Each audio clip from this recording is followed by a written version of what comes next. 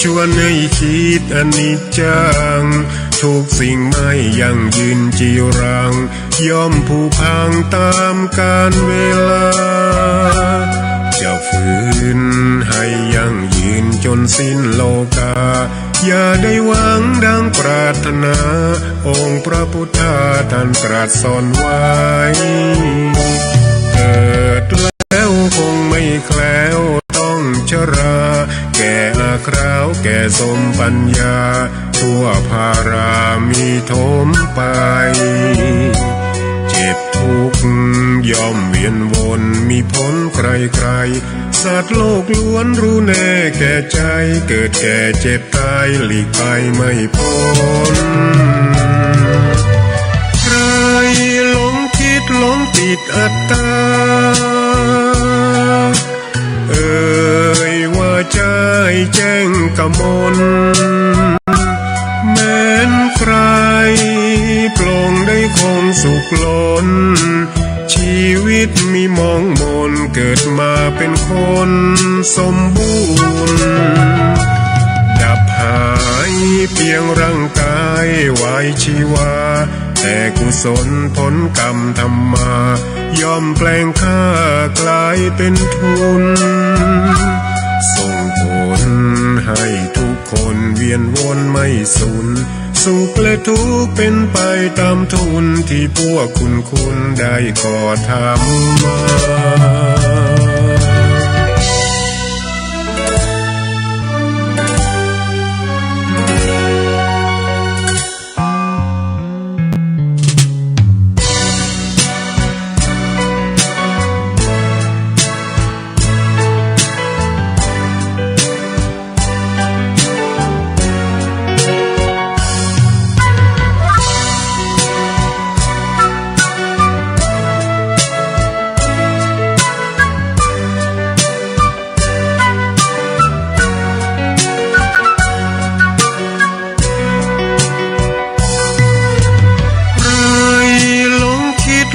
ติดอัตตา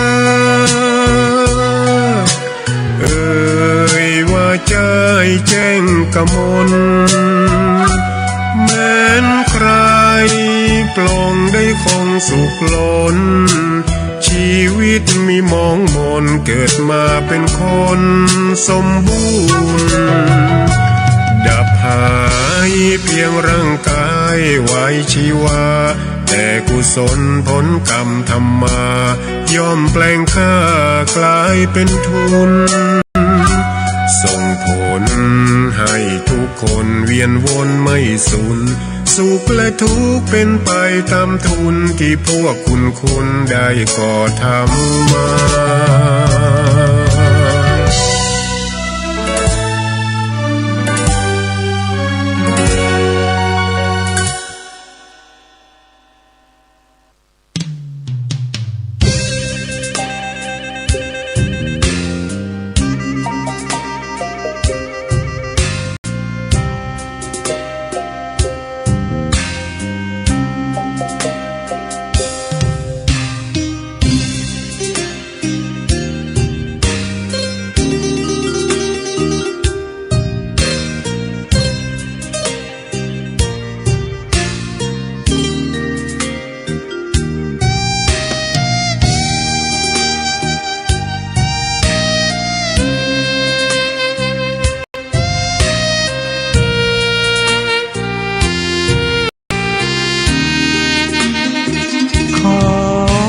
ตำนาน1,300 กว่าปีแม่จามเทวีสร้างพระเจดีย์ที่วัดดอยน้อยพร้อมเจดีย์โค้งอีกองค์เคียงคู่อยู่ดอยสลับก้อนหินใหญ่น้อยร้อยเรียงหน้าอัศจรรย์พระธาตุสีทองแงนมองฝูงพึ่งทำรังช่างมีมนต์ขลังพลังศักดิ์สิทธิ์บนนั้นกล่าวคำไหว้สากราบสักการะคนลุกคนชันส สัมผัสถึงสายสัมพันธ์คงเป็นลูกหลานเคยร่วมสร้างบุญวัดดอยน้อยอยู่กลางยอดดอยโรยต่ออำเภอดอยเหล่าเขตติดต่อป่าสางลำพูนเดินทางปลอดภัยจากเชียงใหม่หรือสายลำพูนยินดีต้อนรับนักบุญมาร่วมสร้างทานบารมีตีสามตีสี่เปิดสถานีฟังตุลุงยองนักเทศเสียงทองชื่อเสียงดังก้องทั่วฟ้าธานีตัวจริงเสียงจริงวัดดอยน้อยแม่ตามเทวีต้อนรับญาติโยมที่มีจิตศรัทธามาร่วมสร้างบุญ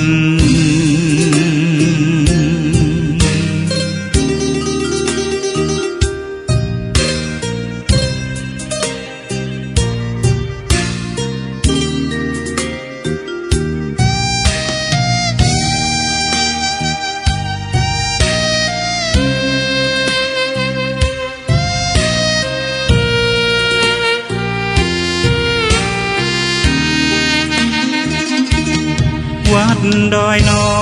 ยอยู่กลางยอดดอยโรยต่ออำเภอดอยเหล่าเขตติดต่อป่าสางลำพูนเดินทางปลอดภัยจากเชียงใหม่หรือสายลำพูนยินดีต้อนรับนักบุญมาร่วมสร้างทานบารมีตีสามตีสี่เปิดสถานีฟังตุลุงยองนักเทศเสียงทองชื่อเสียงดังก้องทั่วฟ้าธานีตัวจริงเสียงจริงวัดดอยน้อยแม่ตามเทวีต้อนรับญาติโยมที่มีจิตศรัทธามาร่วมสร้างบุญ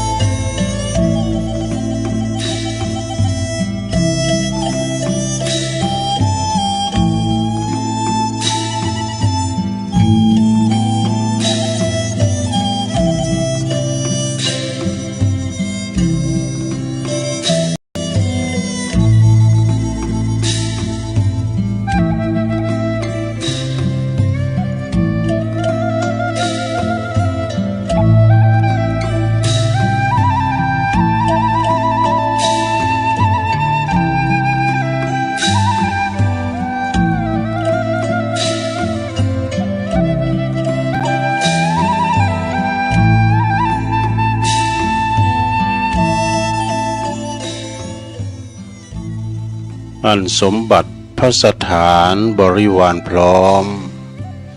จะห้อมล้อมเราไว้ได้เพียงหนพอชีพดับทับถมดินสิ้นฝูงชนเหลือเพียงตนไปเปลี่ยวแต่เดียวดาย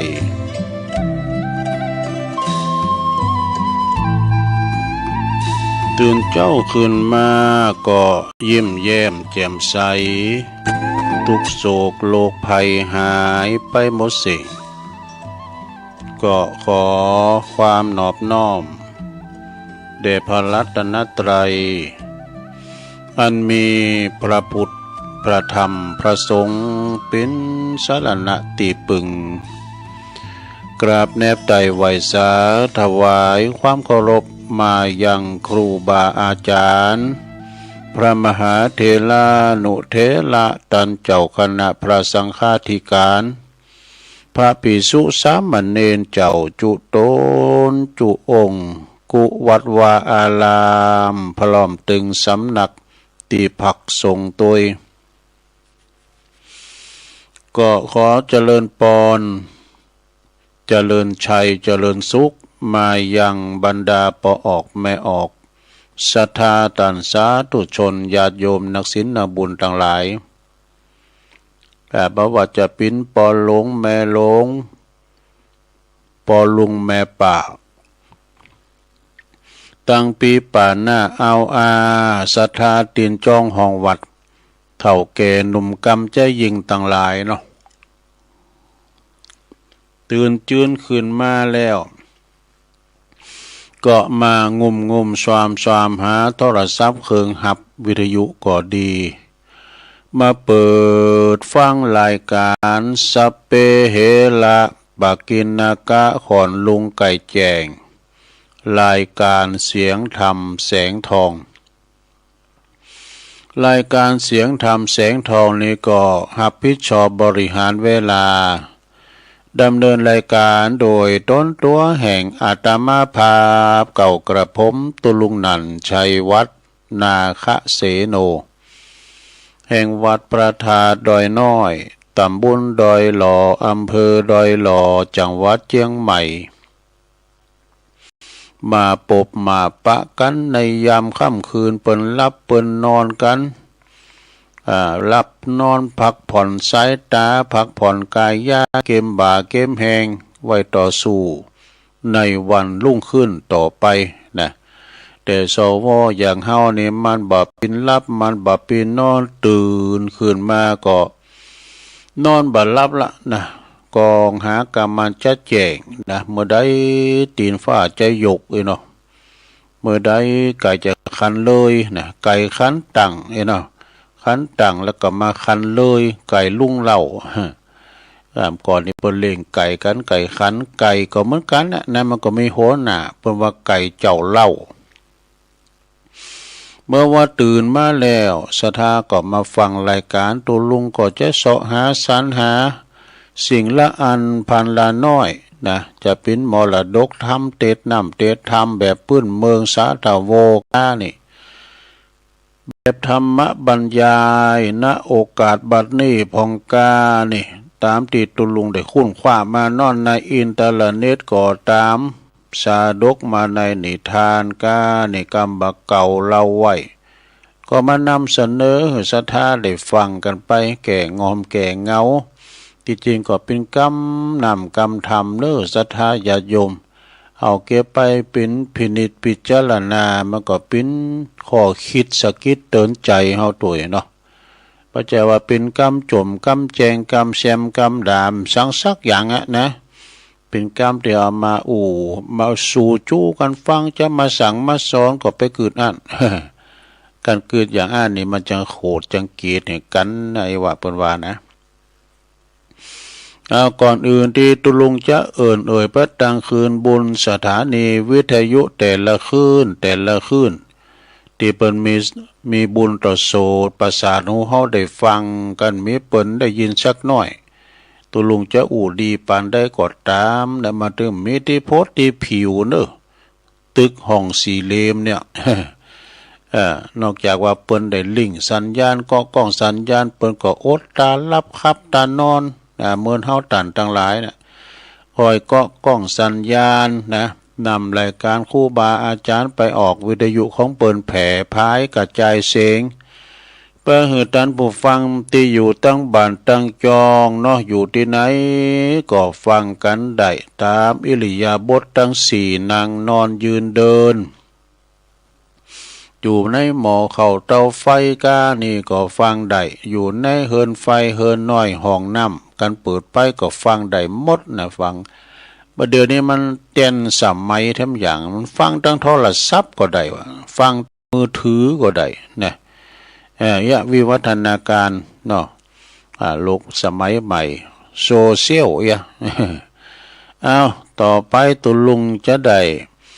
ไหวพระเกินเน้อเพื่อความเป็นสิริเป็นมังกรเป็นมงคลกับตนกับตัวครอบครัวอยู่ดีมีสุข อายุมันควันยืนเนอปราศจากทุกโศกโรคภัยขอเจ็บบ่เหือมาไก่ขอไข่บ่เหือมากายมีสติที่คาอายุมันยืนยาวขจัดปัดเป่าโพยภัยเสน่ห์จังไรทั้งหลายมาลายหายสิ้นนี้ไกแสนโยดแสนว่านำป่าสิ่งตีปิ้นมังกันละเข้าคุมหูหอเฮือนเฮาต่อไปพร้อมแล้วก็กราบหนึ่งกราบสองกราบสามอิมินาสกาเลนะพุทธังอภิปูชยามาอิมินาสกาเลนะธัมมังอภิปูชยามาอิมินาสกาเลนะสังฆังอภิปูชยามาอะระหังสัมมาสัมพุทโธภะคะวาพุทธังภะคะวันตังอภิวาเทมิสวากขาโตภะคะวะตาธัมโมธัมมังนามัสสามิสุปฏิปันโนภะคะวะโตสาวกสังโฆสังฆังนามามินะโมตัสสะภะคะวะโตอะระหะโตสัมมาสัมพุทธัสสะนะโมตัสสะภะคะวะโตอะระหะโตสัมมาสัมพุทธัสสะนะโมตัสสะภะคะวะโตอะระหะโตสัมมาสัมพุทธัสสะอิติปิโสภะคะวะอะระหังสัมมาสัมพุทโธวิจาจารณะสัมปันโนสุขโตโลกวิโตอนุตตโลปุริสตัมมาสาลาทิสัทธาเทวมนุสสานังพุทโธภะคะวะติสวากขาโตภะคะวะตาธัมโมสันติติโกอากาลิโกเอหิปัสสิโกโอปันนะยิโกปัจจตังเวติตาโปวินโยเหติสุปฏิปันโนภะคะวะโตสาวกสังโฆ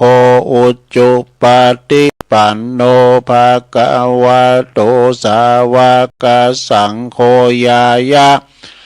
ปฏิปันโนภะคะวะโตสาวกสังโฆสามิจิปฏิปันโนภะคะวะโตสาวกสังโฆยะติตังจัตตาลิปุริสายุคานิอัตตาปุริสาปุคลาเอสาภะคะวะโตสาวกสังโฆอะหุนายโยปะหุนายโยตักขินายโยอัญจลิกาลันนิโย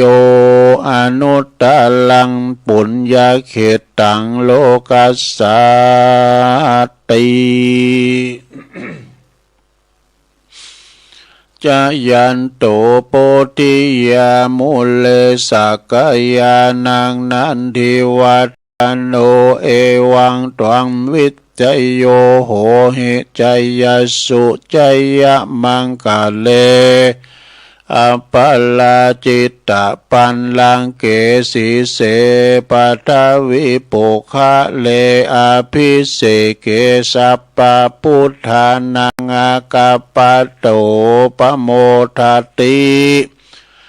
สุนักตังสุมังกลังสุปาพาตังสุโหติตังสุขันโนสุโมโหโตจะสุเยถังพรหมจาริสุปะทักขินังกายกัมมังวาจากัมมังปะทะกินังปะทะกินังมโนกัมมังปณิทิเตปะทะกินาปะทะกินาเนกัตตวนะ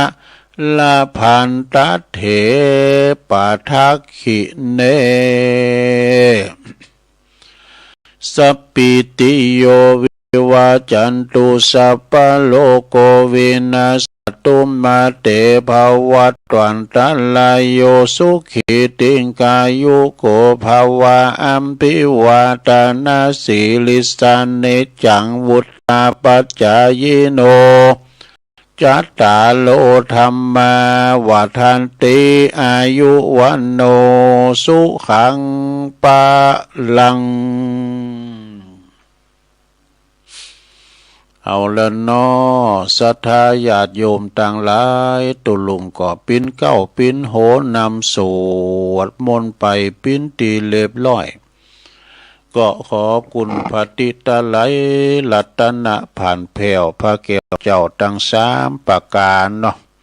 จงได้ดลบันดาลมาปกป้องคุ้มครองหักษาวัดวาอารามขวงแก้วตั้งสาม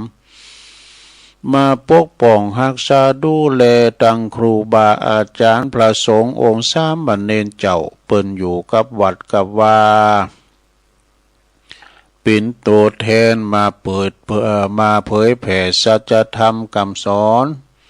มาเป็นหนอนเนื้อนาบุญศรัทธาได้มาทำบุญสักการะปูชากราบไหว้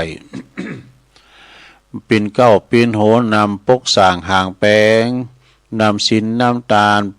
หือศีลหือปอนกับศรัทธาญาติโยมเนอะศรัทธาเปาโลกแม่ลงเขาก็ดีขอให้มีสุขภาพมีพลานามัยสมบูรณ์แข็งแรงแก่กล้าเนอะปิ่นลมโพลมใสของลูกของหลานกันต่อไปตุลุงก็ขอปิ่นกำลังอกกำลังใจอีปออีแม่ที่เดินเหินไปไหนตั้งใดบ่ใด ก็เอาวิทยุเนียนเนอะปิ่นกูปิ่นกีมไปเนาะพ่อบ้านแม่บ้านก็ดีจะขับรถขับลาออกคุ้มออกโคไปกาดไปลีไปที่ไหนก็ตามมีสติก่อนสตาร์ทรถมันหนักมันร้ายเนาะระวังถึงรถเปิ้นระวังถึงรถเฮา ก็เดินทางแคล้วคลาดปลอดภัยทั้งขาไปทั้งขากลับเน้อเอาละตอนนี้ไปตุลุงก็จะหน่วยไปกลางคืนบุญสถานีวิทยุในเครือข่ายที่เปิดหับสัญญาณรายการธรรมะภาคภาษาย่องทรงเวลาตั้งแต่ตี 3 ถึง 5 โมงดังต่อไปนี้เนอะก็ขอขอบคุณสถานีวิทยุคลื่นพระพุทธศาสนาการศึกษาและวัฒนธรรมของวัดฝายหิน ตำบลสุติปอำเภอเมืองเชียงใหม่ FM 104.50 เมกะเฮิรตซ์โดยเมตตาบารมีธรรมอาจารย์พระครูสมุวิสุทธิวัฒน์วรกิจโจนะองค์ขลุงในเมืองก็ฟังครอบคลุมกันหมดละ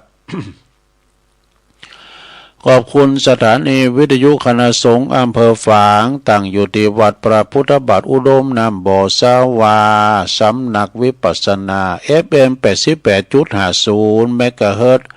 โดยเมตตาบารมีธรรมหลวงพ่อพระครูสุจิตานุรักษ์หลวงพ่อเจ้าคณะอำเภอฝางขอบคุณที่ปีเลินด้วยเนอะลิงสัญญาณไปแล้วเรียบร้อยขอบคุณสถานีวิทยุแดนดินถิ่นล้านนาตั้งอยู่ที่บ้านโฮงงัวตำบลนำบ่อลงอำเภอสันปัดตองเนอะ FM 103.50 เมกะเฮิรตซ์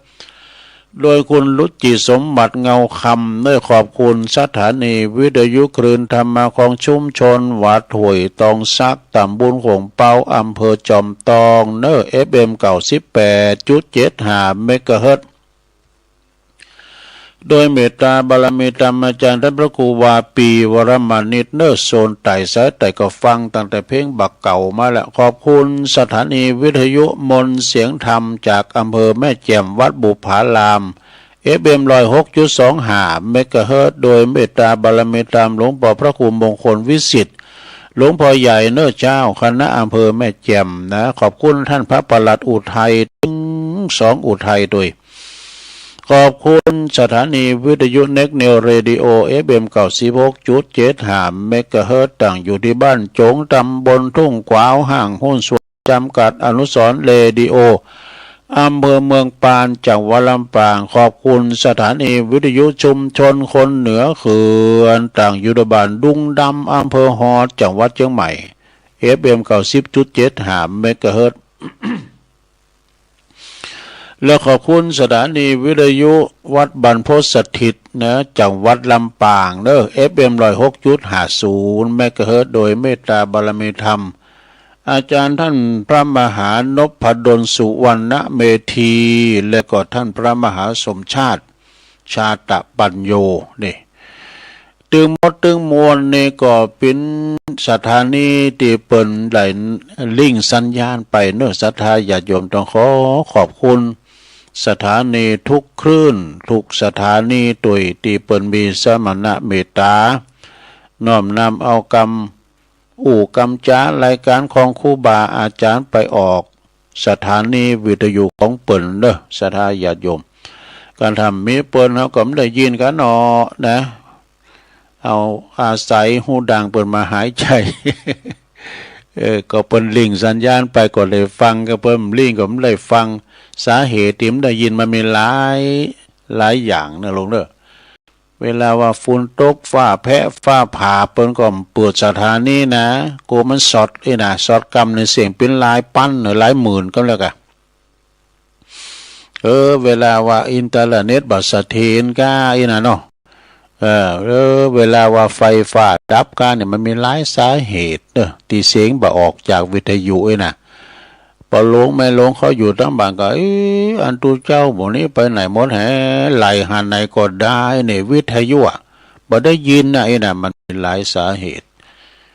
สัมเตก็ตูเจ้ารับลืมตื่นวังก้าสัมเตก็สะดุ้งตื่นมาเลยเวลาไปแล้วเปิ้นก็หับแล้วสถานีอื่นเปิ้นก็จะเอารายการอื่นมาใส่กะนะ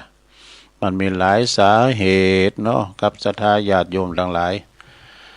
วันนี้มาพบมาปะกันก็ตรงกับวันนี้เป็นวันศุกร์เด้อศุกร์เอาเราเสาร์เอาหน่วยวันศุกร์ที่28เด้อศรัทธาญาติโยมของเดือนสิงหาคมพุทธศักราช2569วันนี้พราหมณ์ว่าปินวันศีลเด้อศีลใหญ่ศีลหลวงโดยเดือน11ปิงเขาว่าสามารถได้1เดือนศรัทธาญาติโยมเดือน11ปิงวันนี้นะครูบาอาจารย์พระสงฆ์เพิ่นก็จะได้ไปลุงอุโบสถฟังสวดปาติโมกข์แต่ละตีที่เปิ้นนัดกันพัดเวรกันไป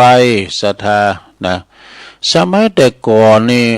ไม่ใช่สมัยแล้วเนาะอย่าเมื่อตุลุงคนเนี่ยเวลาว่าเปิ้นจะขึ้นโบสถเข้าโบสถนี่นะตั้งปอออกไม่ออกปอลงไม่ลงขอเนี่ยเอาหาดอกไม้ดอกม่อนเอาไปในโบสถนะครูบาอาจารย์ตุนทรงปฏิโมกข์ก็สวดปฏิโมกข์เนี่ยคล้ายๆกับปลุกเสกเหมือนกันน่ะแล้วดอกไม้โบสถนั้นเปิ้นก็จะเอามาปิกวัดปิกวาแล้วก็บทโทษเปิ้นก็ลูกันเนี่ยเอาไปแจน้ำอาบเนี่ยอีดูเป็นการที่ว่าเป็นมงคลนะศรัทธาญาติโยมทั้งหลาย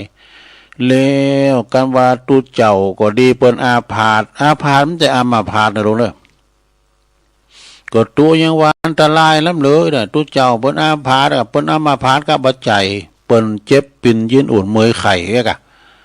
เปิ้นเมยไข่เปิ้นว่าเปิ้นอาพาธอย่างตึกสงอาพาธคือผู้ป่วยตุเจ้าเปิ้นได้ไปโบสถเปิ้นจะฝากมอบฉันทะผ่าสังฆาติดู เอาไปลุงโบสถโดยนะเปิ้นก็จะไปบอกว่าบัดนี้ข้าพเจ้าได้น้อมนำเอาผ่าสังฆาตุเจ้าตุปอครู คุณตุนนั้นตัวนี้เปิ่มได้มาอันนี้ก็เอาไปพระสงฆ์อนุโมทนาสาธุกันลูกมันเป็นที่ลูก เป็นอย่างอีไปนะเอาละเนาะศรัทธาญาติโยมเมื่อมาพบมาปะกันแล้วก็บ่ฮือกาดแก้วเสเวลาตุลุงก็กำอ้อเมตตาพรหมวิหารธรรมนี่หนังสือของอาจารย์พระครูอภิวัตนวิกรมเปิ้นมอบหมายถวายมามีนักอยู่ริมย้ำเสียงตัวละซาดูถ้าพูดถึงว่าพรหมวิหารสี่มีอย่างของอันสาเหตุที่เขาเรียกว่าพรหมวิหารทำมีสี่ประการคือหนึ่งคือเมตตากรุณามุทิตาอุเบกขาได้ชื่อว่าพรหมวิหารซะนะเพราะเป็นคุณธรรมอันประเสริฐอย่างหนึ่งเนอะเป็นคุณธรรมที่ปราศจากโทษอย่างหนึ่งที่ว่าประเสริฐก็เพราะเป็นขอบปฏิบัติชอบในสัตว์ทั้งหลายครอบในสัตว์ทั้งหลายนะกรรมฐานอื่นๆนอกจากพรหมวิหารเป็นขอบประพฤติปฏิบัติเปิดประโยชน์ตนอย่างเดียวส่วนว่าพรหมวิหารธรรมพรหมวิหารธรรมกรรมฐานนี่เป็นขอบปฏิบัติเปิดสัตว์อื่นๆโดยเพราะต้องส่งจิตส่งใจไป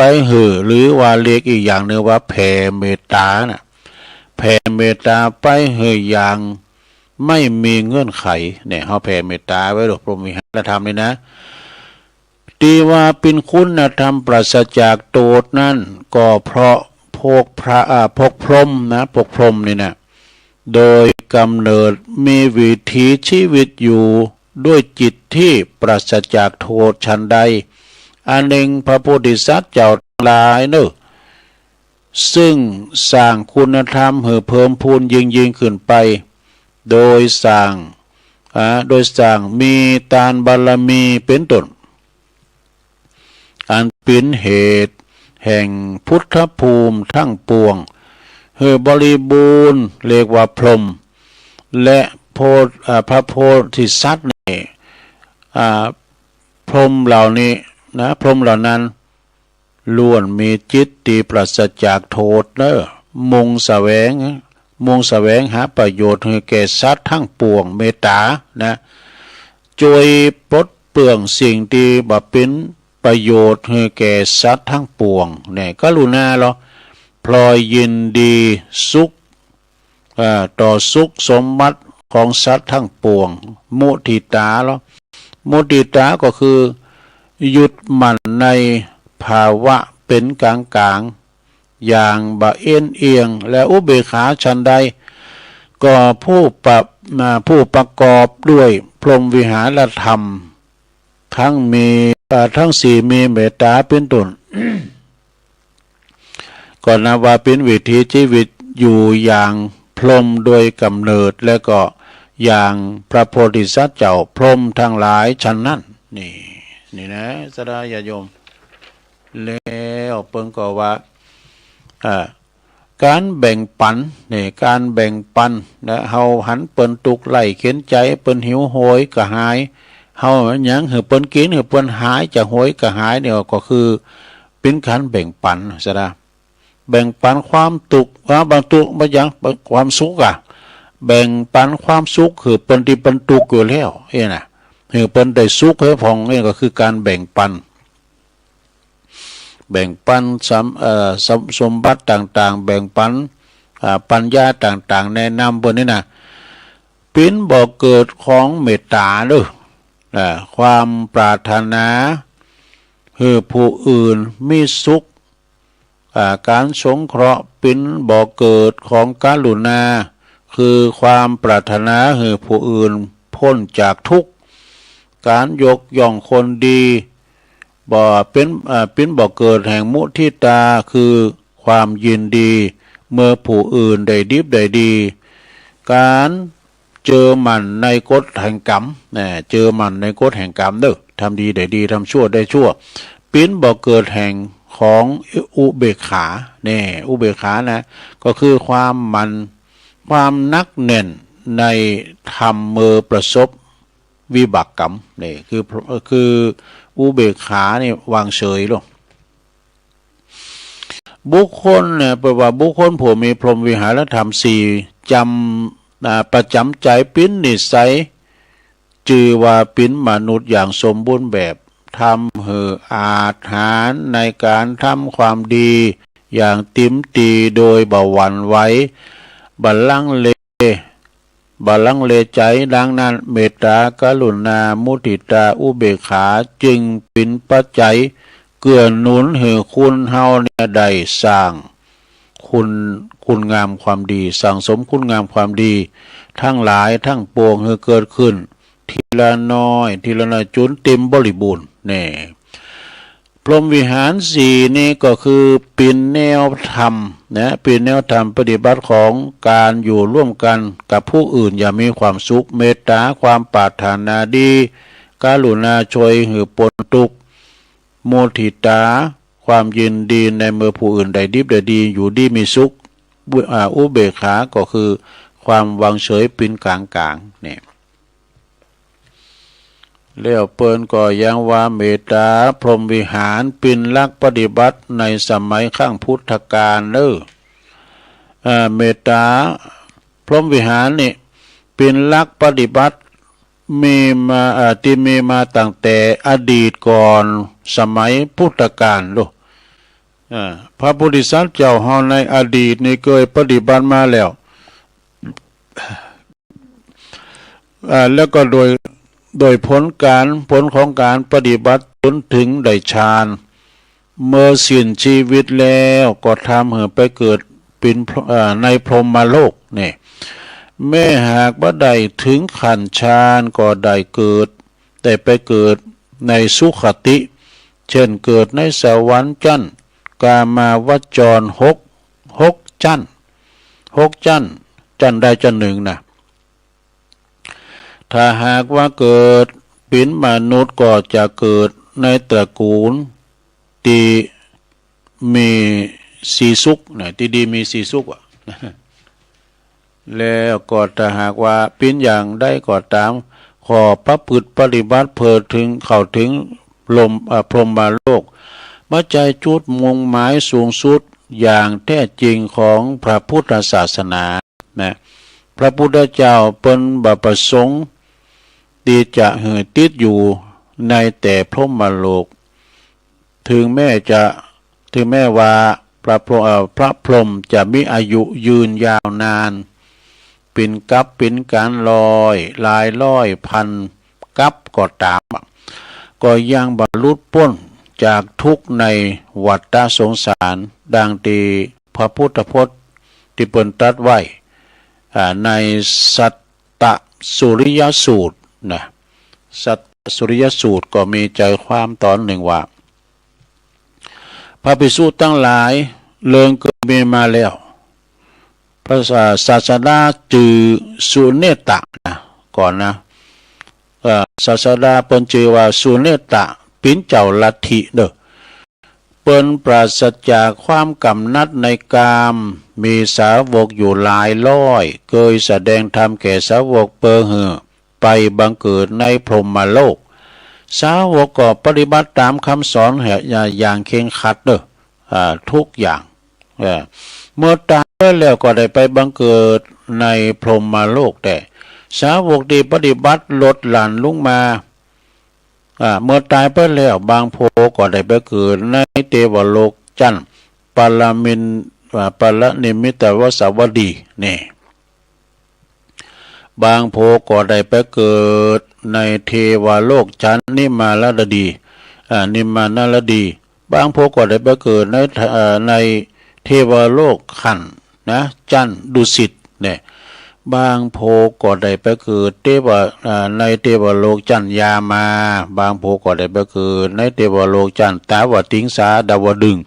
บางโพก็ได้ไปเกิดเทวโลกจันทร์จตุมหาราชและบางโพก็ได้ไปเกิดเป็นกษัตริย์บางโพก็ได้เกิดเป็นพรหมผู้มหาศาลบางโพก็ได้ไปเกิดเป็นขหบดีผู้มหาศาลเนี่ยร่ำรวยเนาะพระภิกษุทั้งหลายครั้งนั้นศาสดาสุดเนตะนี่ก็มีความคิดหันว่า การที่เฮาเนี่ยจะพึ่งเป็นผู้ที่มีสติเสมอกับสาวกทั้งหลายในสมัยในสัมปริยภพก็บ่สมควรหนักอย่ากันนั้นเลยเฮาควรเจริญเมตตาให้ยิ่งขึ้นไปจากนั้นศาสดาสุเนตะก็จึงเจริญเมตตาจิตปฏิบัติเช่นนั้นตลอด7 ปีเนอะตลอด7 ปีบ่มาเกิดในโลกนี่เป็นเวลายาวนานถึง7 มหากัปลูกนะบ่ได้มาเกิดมาในโลกเขาเนี่ยนะ7 มหากัปในคราวที่โลกพินาศไปบังเกิดในพรหมโลกชั้นอาภัสรานี่อาภัสรานะในคราวที่โลกก่อเกิดรอบใหม่เข้าถึงวิมานพรหมปฐมฌานภูมินี่นะเป็นเท่าเกิดมาเป็นเท่ามหาพรหมผู้มีศักย์ใหญ่เนี่ยบ่มีไผยิ่งกว่าโหหันเหตุการณ์โดยท่องแท้ทรงไว้ซึ่งอำนาจมากหนักนะเคยเกิดเป็นเจ้าสกัดเทวราชถึง36 ครั้งเป็นพระมหาจักรพรรดิเป็นพระเจ้าจักรพรรดิผู้ทรงธรรมมีมหาสมุทรทั้ง4เป็นขอบเขตทรงปกครองปัตภีมณฑลโดยบ่ต้องใจอาทยาบ่ต้องใจศัตราอาวุธใดๆใจธรรมะปกครองเนี่ย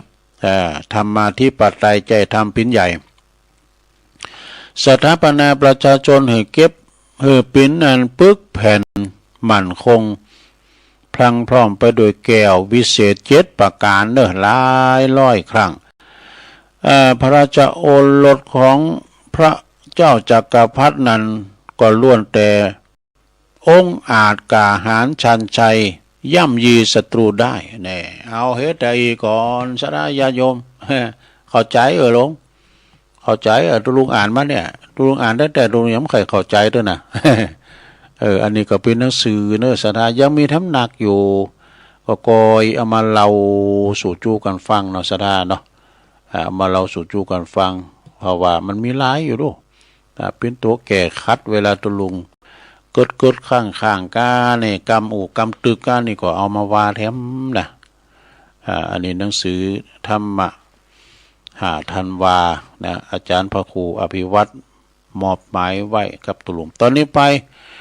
เอาได้อูถึงเรื่องอันนี้เนาะศรัทธาญาติโยมเรื่องความฝันนะอันฝันเนี่ย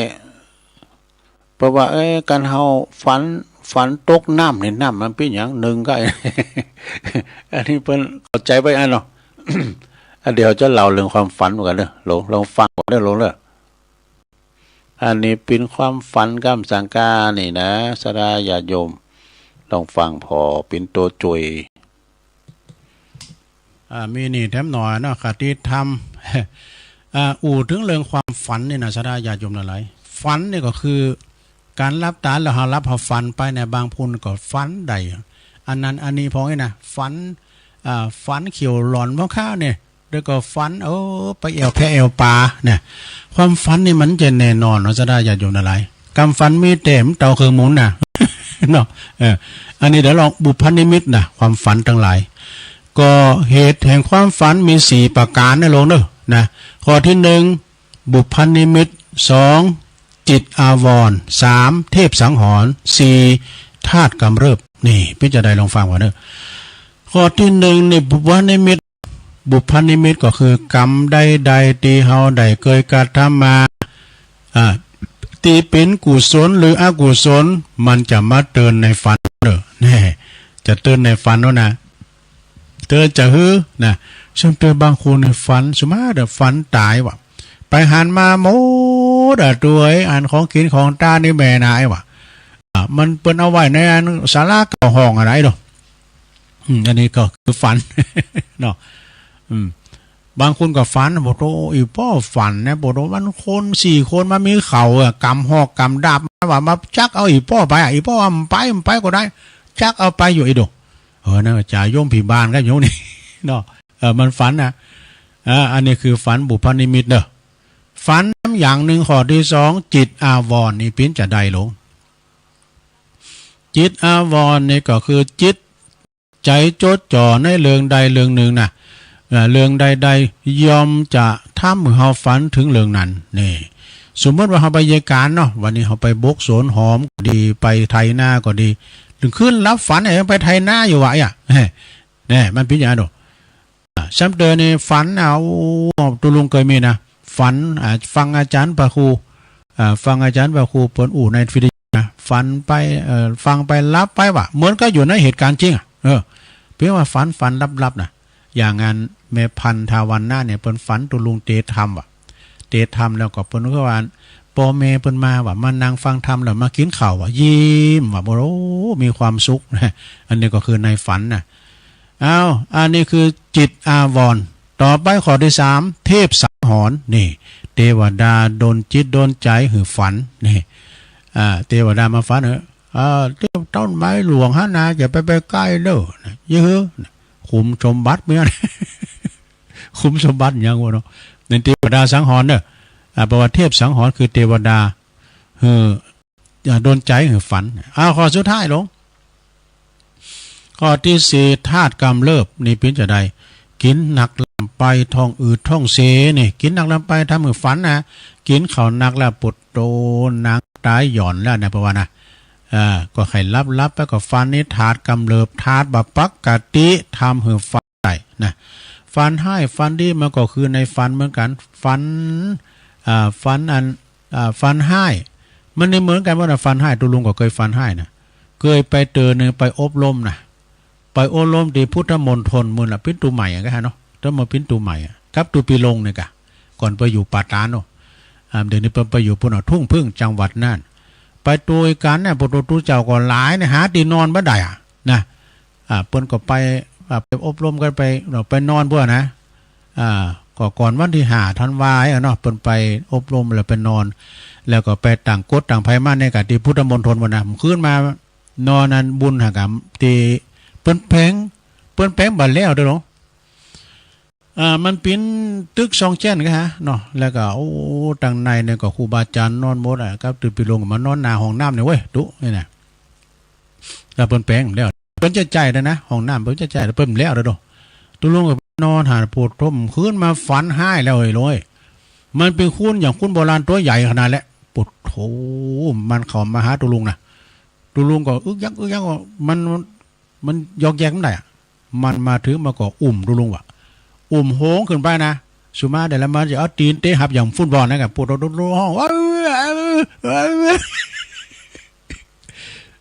ตัวไปลงเสดงโดงั้นโดเนี่ยขย่าแต่หูคิงโดโอ้พี่ว่าฟันให้หรอในฝันนะอันนี้ฟันให้นะลงเด้อนะจบลงไปนะเรื่องฝันนะลงเด้อต่อไปมรณะสี่อย่างได้แก่ยังของมรณะนะข้อที่1เปิดว่าอายุขยะมรณะข้อที่2กรรมขยะมรณะข้อที่3อุปยขยะมรณะข้อที่4อุปเชษกะมรณะมี4อย่างด้วยสดาข้อที่1นะการตายของหมู่เฮาทั้งหลายนะสดาบางคนนั่นก็ตายตั้งแต่อยู่ในตองของปอของแม่นี่นะบางคนนะก็เกิดมาได้ยามเดียวแมบเดียวก็ตายเกิดมาเอาเจือจาดบางคนได้4 ปี5 ปี6 ปี7 ปีป้อยตายไปก็มีเนี่ยความตายมันแน่นอนเลยสถาไม่มีนิมิตไม่มีเครื่องหมายบอกหูลงหน้าเนี่ยว่าจะตายเมื่อใดยามใดนะข้อที่1แปลว่าอายุขยะมรณะคือตายเพราะสิ้นอายุนี่การตายเพราะสิ้นอายุน่ะคือหมดอายุไขหลงอายุ80 90 100ก็ตามเลยนะมันก็เหมือนกับกุมดีมันตามไปตามน้ำมันหมดใส่มันแห้งนะมันก็ดับโดยปริยายนะเหมือนกับอายุคุณเฮามันตึกอายุแล้วมันก็ไปของมันนะสถานเนาะข้อที่2กรรมขยะมรณะก็คือตายเพราะสิ้นกรรมหมดกรรมหมดเวรแล้วนะมันถ้าลงวิบากกรรมมาหมดแล้วมันไปก็ไปดีแล้วนะมันผลตุกมาไว้แล้วเองเนาะข้อที่3อุปขยะนะมรณะตายเพราะ สิ้นกรรมแล้วก็สิ้นอายุเนี่ยหมดตึงกรรมหมดตึงเวรหมดตึงอายุนะสุดท้ายอุปัชเชกะมรณะตายโดยบ่ทันสิ้นอายุนะตายโดยไม่ทันสิ้นอายุเนี่ยก็คือหมายความว่าตายก่อนกำหนดด้วยกับอุปัตตวเหตุต่างๆนะครับลุงเอ้ยนะตายเพราะอุปัตตวเหตุต่างๆมีอันนั้นอันนี้พองอันใดอันหนึ่งมามันก็เป็นนะอันนี้ก็คือการตายเนาะคุณเฮามาก็ตายเหมือนกันหมดสดาญาติโยมตายบ่ได้มันได้ยังไปซักอย่างตุลุงเอากรว่ากำก่อนนะเนาะก่อนนำรายการเปิดว่าคือเปิดว่ายศและลาภหาไปไม่ได้แน่นี่เอามียศถาบรรดาศักดิ์ก็ดึงเอาไปมันได้ ยศและลาภหาไปไม่ได้แน่เว้นเสียแต่ต้นบุญกุศลนายบาปกับนายบุญเนี่ยไปโดยเฮาลงเด้อมันจัดกะลาก็เนาะเพิ่นว่าทำบุญล่างบาปนี่มันได้นะซะนะบาปก็คือบาปบุญก็คือบุญมันสูญกันบ่ได้นี่ก็คือเฮาทำกรรมไว้หนักท้ายเราไปรับกรรมไว้ก่อนได้แต่บุญไว้เสวยเนาะตามครูบาอาจารย์ว่าแล้วก็บาปบุญคุณโทษเนาะศรัทธาญาติโยมตายสิ้นอายุกรรมยศและลาภหาไปไม่ได้แน่เว้นเสียแต่ต้นทุนบุญกุศลทิ้งสมบัติทั้งหลายไว้ปวงชนร่างของตนเขายังเอาไปเผาไฟเขาของมรดกตกทอดเนี่ยเขาของเงินคำต่างๆให้นาปาตั้งรถยนต์รถหยังก็เอาไปตัวไม่ได้นะลูกก่อมไปตัวเมย์ก่อมไปตัวเมื่อเขาไปคนเดียวนะไปส่งตึกสุสานป่าตอนนั้นก่อนนายบาปนายบุญจะนำป่าไปเนาะเว้นแต่ต้นทุนบุญกุศลทิ้งสมบัติวังทั้งหลายไว้ปวงชนร่างของตนเขายังเอาไปเผาไฟก่อนร่างของเขาเนี่ยมันก็โดนไฟเผาหมดซะนะดินสู่ดินน้ำสู่น้ำนะธาตุก็คืนสู่ธรรมชาติกันไปนี่ว่าเปิ้นว่าโตเวลาตายลุ่มหายตายจากไปแล้วตายแล้วต้องเกิดเนื้อศรัทธาญาติโยมนะตายแล้วก็ต้องเกิดเพราะว่ากันเกิดเป็นสัตว์ก็เป็นหยังก็ก่อมหัวไหนแม่แต่พระพุทธเจ้าเปิ้นเกิดมาในเสวยพระชาติเป็นพญานกก้าพญาแห้งก้าพญาหุ่งก้าเนี่ยพญากวางพญาสิงโตพญาวานอนเนี่ยนะในนิทานถึงมีหรอเนาะนี่เอาให้ตะอีกกันเนาะศรัทธาญาติโยมทั้งหลายเรื่องความฝันอย่างต่างๆตายแล้วเกิดเป็นสังพองเพราะว่าก่อนที่จะจบภายแหลกเนี่ยนะชั่วโมงแหลกเนี่ยก็จะขอประกาศข่าวสารงานบุญสักหน่อยศรัทธากะเดียวกัน4 โมงแล้วก็หลวงพ่อมานิตเขาจะไปสวดมนต์ได้เหมาะ หลวงพ่อมานิตเพิ่นฝากประกาศมาจ้ะอันนี้ก็ขอเจอเนี่ยกิจกรรมหน่วยอบรมประชาชนประจำตำบลตลาดใหญ่ประจำปี2569หัวข้อเปิ้นพุทธธรรมนำสุขโดยคณะสงฆ์ตำบลนั้นนี่กะโดยคณะสงฆ์ตำบลตลาดใหญ่รวมกับเทศบาลตำบลตลาดใหญ่เปิดก็ขอเชิญศรัทธาญาติโยมทั้งหลายเนาะพุทธศาสนิกชนเขาฟังเทศน์เนอะฟังเทศน์ในธรรมสัญจรนะ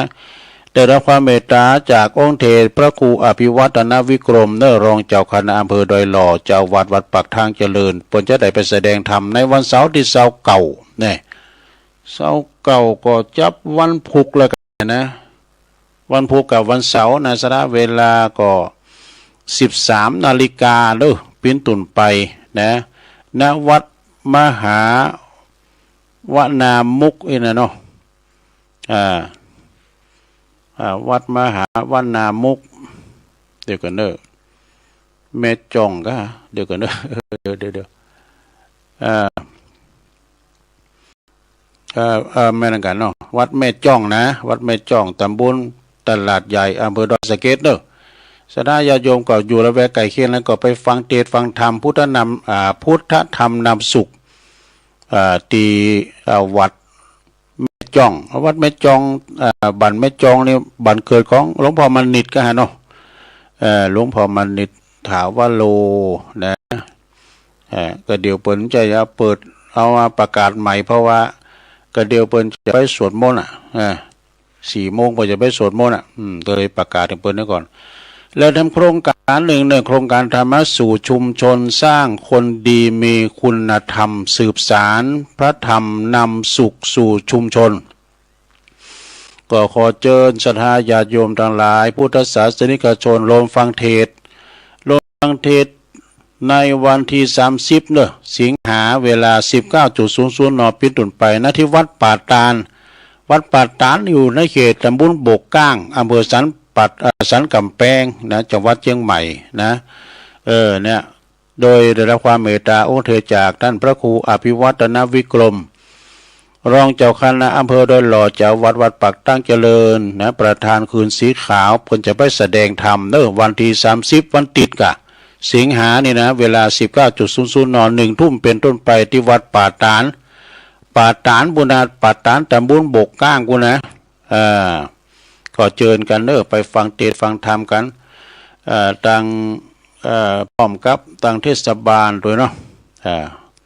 แล้วก็มีพิธีมอบโล่รางวัลบุคคลคุณธรรมพลังบวรต้นแบบนี่ตำบลโบกก้างโดยผู้ขับเคลื่อนพลังบวรในมิติศาสนาเนี่ยเนาะแล้วเพิ่งก็จะมีกิจกรรมแข่งขันตอบปัญหาธรรมะของเด็กเยาวชนโดยโอ้น่าสนใจเนอะสดาเด้อเวลา1 ทุ่ม 7 โมงคำนะวันที่30วันติดพอดีกันเนอะไปฟังเทศน์ฟังธรรมเนอะมีกิจกรรมมอบโล่รางวัลอย่างหลายอย่างนะที่วัดป่าตาลนี่วันที่30เนาะวัดป่าตาลโบกก้าง30แล้วก็ที่วัดตลาดวัดแม่จ้องเลยเนาะเสาเก่าเนอะวัดมหาวนาพิมุกก็คืออันนี้วันที่เสาเก่านะวันที่เสาเก่าก็เวลานั้นก็อันนี้ตอนเวลา 13 นาฬิกาเนอะแจ้งบอกให้ศรัทธาญาติโยมรับทราบอันนี้เดี๋ยวอันใจยะคือว่าเดี๋ยวหลวงพ่อมณิตก็จะไปสวดมนต์ ศีลตัวเนาะแล้วได้ยินแต่ว่านี่อาจารย์พระครูอภิวัตนวิกรมก็แสดงได้ออกรายการหลังเป็นว่าวันที่7กันยา6เก่านี่เพิ่นจะมีการทำบุญฉลองอายุวัฒนมงคล80 ปีของเมตตาบารมีธรรมหลวงพ่อพระครูอาทรวิสุทธิคุณเจ้าคณะอำเภอหางดงวัดหนองตะละลองหลวงพ่อเปิ้นนี่โตความหวานในวงการนักเทศออกคืนมาในมื้อน่ะศรัทธาญาติโยมถ้าเมื่อสมัยตู้ลุงเลงควายอยู่กลางตุงกลางหน้าฟังเปิ้นตลอดก่อนนะหลวงพ่อก็เจริญอายุมา80 ปีนะวันที่7ก็ได้แล้ววันที่8วันที่8ก็ได้ซับซ้อนไม่ได้เนอะแล้ววันที่มันมี2ตีกันนะวันที่8นี่ทำบุญฉลองอายุวัฒนมงคล72ของเมตตาธรรมหลวงพ่อพระครูอดุลศิลกิจพระครูอดุลศิลกิจนี่เปิ้นอยู่วัดถาดคำเนอะเปิ้นเป็นเจ้าคณะตำบลโดยอันนี้เป็นนักปราชญ์แห่งล้านนาโดยเนอะปฏิทินแนวพอกันนี่นะมาจากธาตุคำทั้งนั้นเลยเนอะสัทธาญาติโยมนะเอาละก็เดี๋ยวจะประกาศงานข่าวสารงานบุญต่อแต่อันนี้เอามาแชร์ก่อนบ่ได้เพราะว่าเดี๋ยวนี้ตุลุงจะเลยอันพักครึ่งก่อนกันเนาะก็เดี๋ยวจะมาติดมือพี่น้องตั้งบ้านไฮดุงป่านปากล่องนะแม่นิดกาวาลีเขาแม่ครูสุพนาอิมังเขาเดี๋ยวจะติดทำช่วงที่2อยู่เนาะตอนนี้ตุลุงยอมย่างก่อนเจริญปอน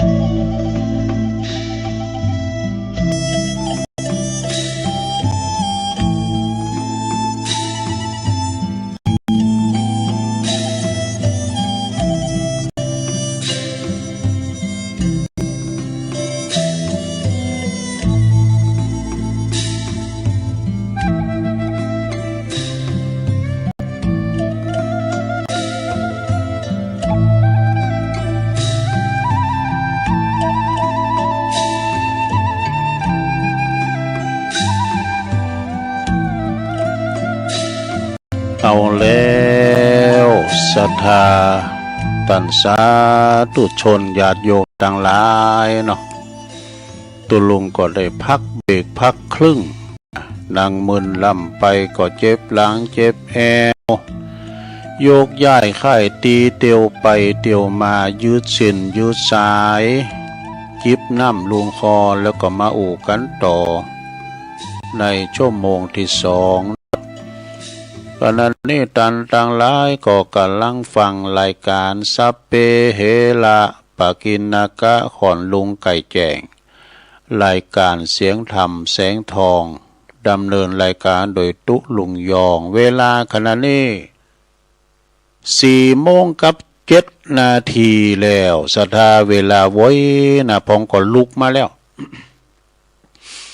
ลุกมาหนึ่งเข้าเป่าไฟทำหุงหาอาหารทำสำหรับกับเขาจะไปวัดไปว่าวันนี้เนื่องจากว่าเป็นวันสิ้นใหญ่สิ้นโลงเนอะเดิน10 ปิงนะ11 ปิงนะเดิน11 ปิงแล้วเขาว่าสามาได้1 เดินแล้วเนอะลงเนอะนะเกมเนอะเกมโตไปวัดไปว่าหลังจากเป็นพิธีถวายต้านเรียบร้อยลงครูบาอาจารย์ได้ชั้นเจ้าแล้วก็จะไปลงโบสถ์ทำแล้วฟังสวดปาฏิโมกข์เนาะบางวัดบางวาปกติทำตอนแรงนะแล้วก็บางวัดบางวาก็เททำตอนเจ้ามันแน่นอนเนาะศรัทธาญาติโยมก็ทำกันไปวันพุธก็ปกติอยู่เนาะศรัทธาวันเสาร์ตุลุงก็จะมาเข้ารายการตามปกติก็ถึงบอกไว้ว่าซาแล้วมันได้ไปไหนนะก็เลยสอนนำสอนธรรมมาเทศนาให้ศรัทธาได้ฟังกันเนาะแก่งอมแก่เงากันไปบ้านเฮาเมืองเฮาก็อย่างเนาะอยู่กับอาบน้ำฟังธรรมมันโมนอกโมนใจนะโมนกับกินกับต้านนี่เฮาเลยเขี่ยวขาดปลอดภัยมีพยานอันตรายยังได้ใดเอามาพออันตรายจากเมืองนอกแต่โอ้ยศรัทธาญาติโยมอุทกภัยธรรมชาตินะมวลน้ำมหึมาอันมหาศาลน่ะมันมาจากดอยบนโลกมันมากำเดียวแบบว่าบ่เต้นต่างเนอต่างโตนะนาทีวิปโยคนำสัตว์ตาหือดูที่ประเทศเนปาลแล้วก็ทิเบตเกินชีวิตคุณไปจนเป็น300-400เหมือนกันเนาะหลายก็ได้จบชีวิตลงหันเปิ้นว่าตายหมู่กันนะสมมาได้อยู่ดีมีสุขนะลงเด้อรวมถึงนักท่องเที่ยวต่างชาติโตอยู่ไปหันก็หันกับตาแต่ลงเพิ่นก็ถ่ายไว้ดีแต่นะถ่ายตั้งอากาศตอนน้ำมนน้ำมันลงในมาลำเหลือเพื่อว่าน้ำแข็งมันฮักว่าที่เทือกเขาหิมาลัยน้ำแข็งมันจะห้อมันก็เลยปังลงมากะโถทะลุผู้ปังลงมานำเอาน้ำมาแถมมนน้ำอันมหาศาลนี่มาถึงติตาเฮอกัมสังกาเนี่ยโอ้หุ้นก็แลนกันนะซะเขาพออย่างในหนังน่ะเหมือนกับวันสิ้นโลกโอ้เปิ้นตายหมู่กันพองก็ขึ้นมาตั้งดอยพองซะนะอันนี้เป็นภัยธรรมชาติเอาคืนเนี่ยแต่ถ้าเด้อเมืองนานเฮายังพอไม่สมควรน้ำจะวันนักนะผ้าป่านะเมืองนานเราเนี่ยนะบ้านเปิ้นเมืองเปิ้นโดโหเป็นการที่ว่าลมหายแต่จากเป็นดีอินดูเปิ้นเนาะซะท่าอันนี้เปิ้นเรียกว่าภัยของธรรมชาติเฮาไปทำลายธรรมชาติบางทีก็ธรรมชาติมันก็เอาคืนพองให้กันเนาะศรัทธาญาติโยมก็ขอแสดงความเสียใจกับครอบครัวเพิ่นลูกเสเมตายไปนะศรัทธาเอาไปหันไปใส่เปิ้นเนี่ยเป็นดีอินดูเรียกว่า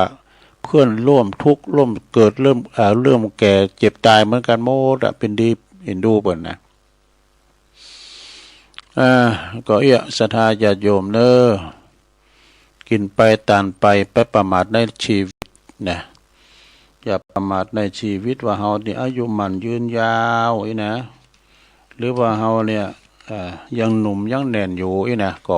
เฮาก็จะไปประมาทเฒ่าว่าหนุ่มว่านะอยู่ในบริเวณนั้นคุณหนุ่มก็มีคุณละอ่อนก็มี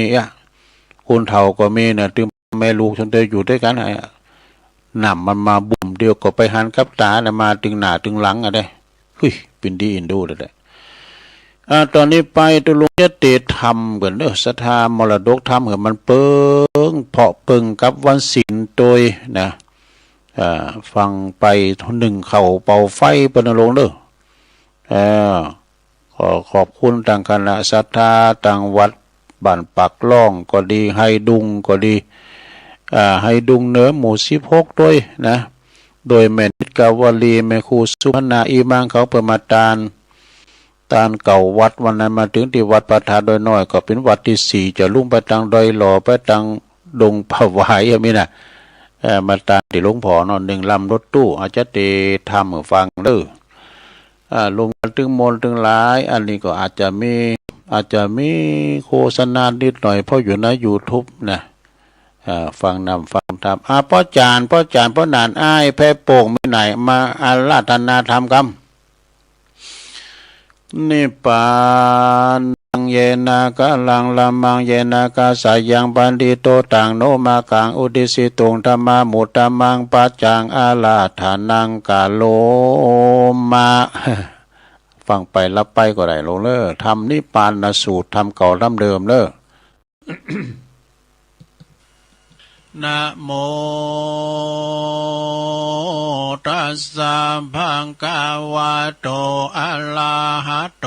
สัมมาสัมพุทธัสสะเอวัมเมสุตังเอกังสัมมายังภังกวาสาวันติยังวิหารติเจตวันเนอนันตาเป็นเดกาสาอัลลเมอันตังโคสาวัติยังวาสิโนมนุสาสกตามิโนโหตุสัทธโวดุลาสาปุริสาตังลาอิตังสุตังอันว่าสูตรอันนี้ชื่อว่านิพพานสูตรอันมหาอนันตเถรเจ้าได้สาดับรับฟังจากมุขตวดาข้าอุแก้วแห่งตนปันแผ่วสัพปัญโยเลี้ยวก็มาสำแดงแก่มหากาสัมปะเทนเจ้าเมื่อเขาประสมสู่จุมนุมเมื่อยังสังกายนาธรรมวันนั้นว่าดังนี้พันเตข้าแด่มหากาสัมปันเทนเจ้าอันว่าพระปิ่นเก่าโพธิญาณเมื่อยังทรมานอยู่ในป่าเจตวันอารามโปรดบรรณาสัตว์สี่หมู่ในที่อยู่ตำกลางทรงว่าดังนี้สีลังนามากาตาปังสีลังนามาราคิตังเมตตากรุณามุติตาอุเปขานามากาตาปันติภิกขเวดุลาภิกขุทั้งหลายปุญญังนามาชื่ออันว่าบุญตางอะไรปันดิเตนะอันภูมิพยาหากเปิงกะตามแต่แล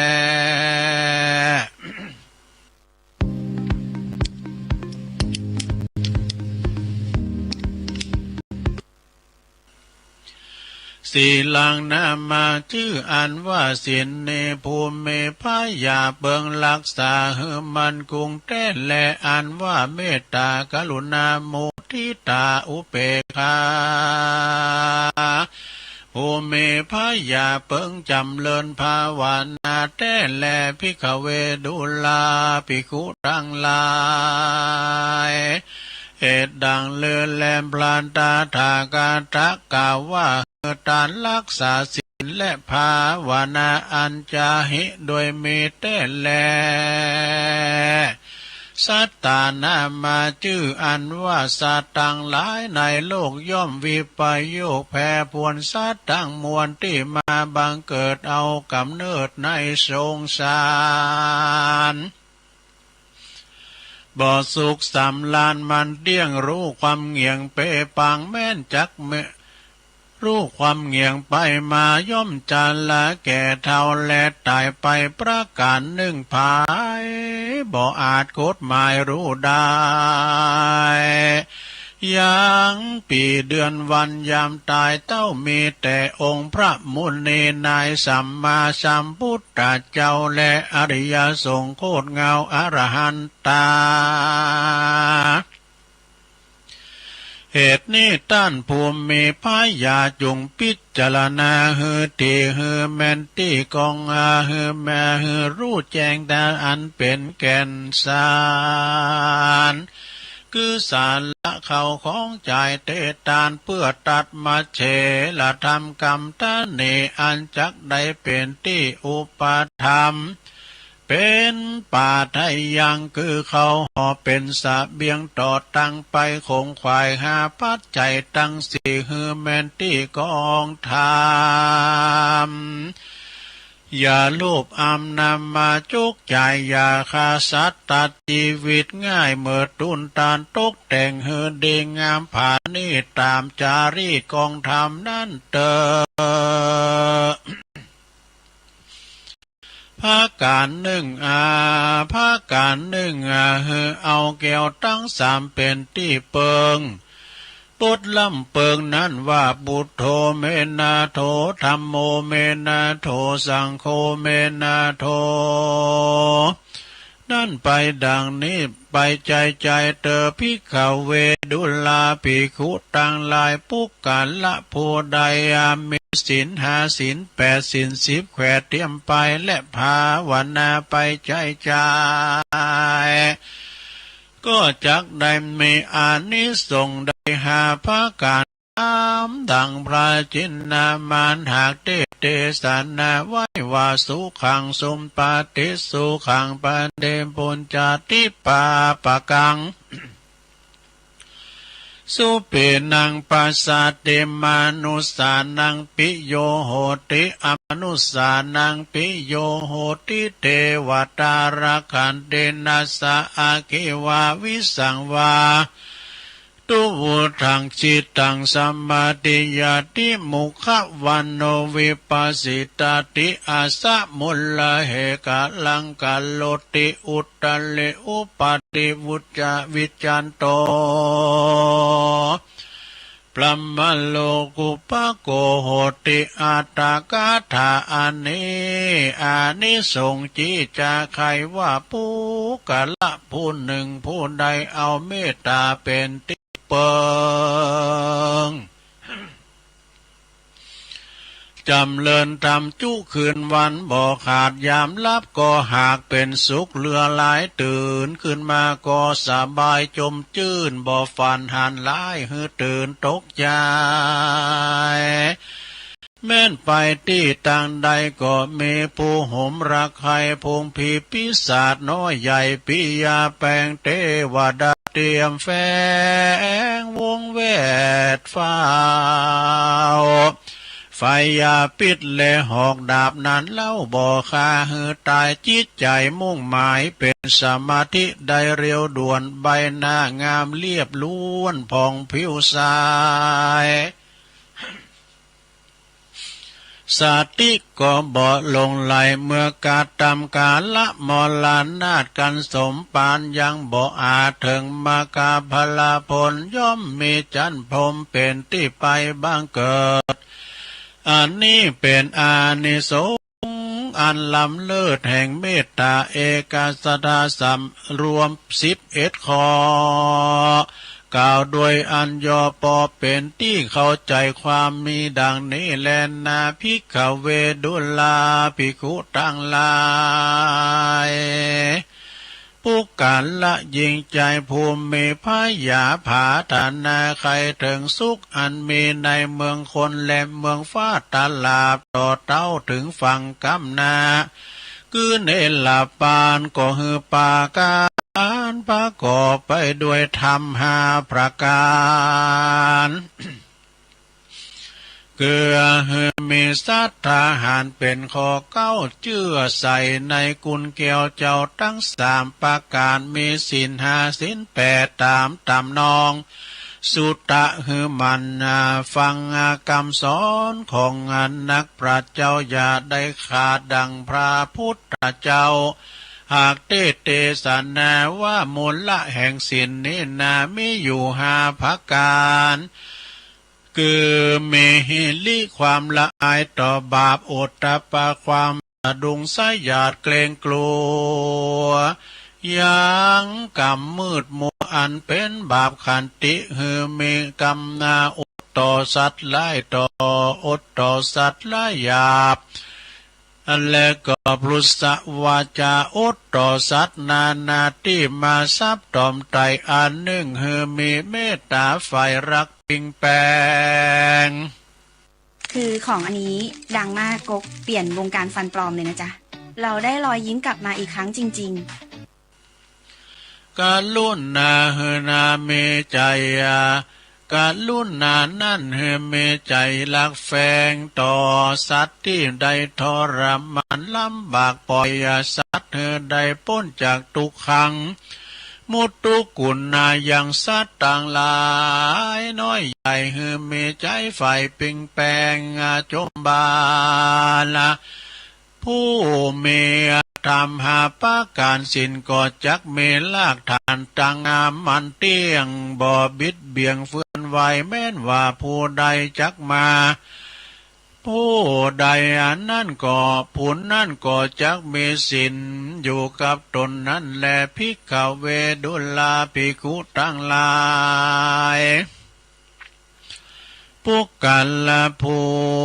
บ่หูลักษณะแห่งการตานรักษาศีลและภาวนาหันป้นตานกอดเต้าหวานนับตานไปบ่ขาดล้างเตื้อก็บ่อาจจักใดเถิงสุขแท้ดีลีเป็นดังต้านมหาเศรษฐี2 ผัวเมียมีเข้าของ18 โกฏนับเป็นโจกมั่งมูลเมเต้าเมียเต้าว่าใดกัดตำบ่ดีเมื่อยามหนุ่มนางผู้เมียนั่นก็ได้เป็นนางผู้เป็นเมียนั่นก็มีใจขุนด้วยลากาตันหาใดกัดตำกาเมสุเมชาจาลากับใจอื่นส่วนผู้เป็นผัวนานะก็มีใจบ่จมจื้นตังทำใดรูปอำฝอยเงินคำกับผู้อื่นที่กล้าขายกับตนมา อันหนึ่งก็ได้ขาดเมตตาได้ขานกเกี่ยวน้อยเอาเลือดนกน้อยมาผสมกับยา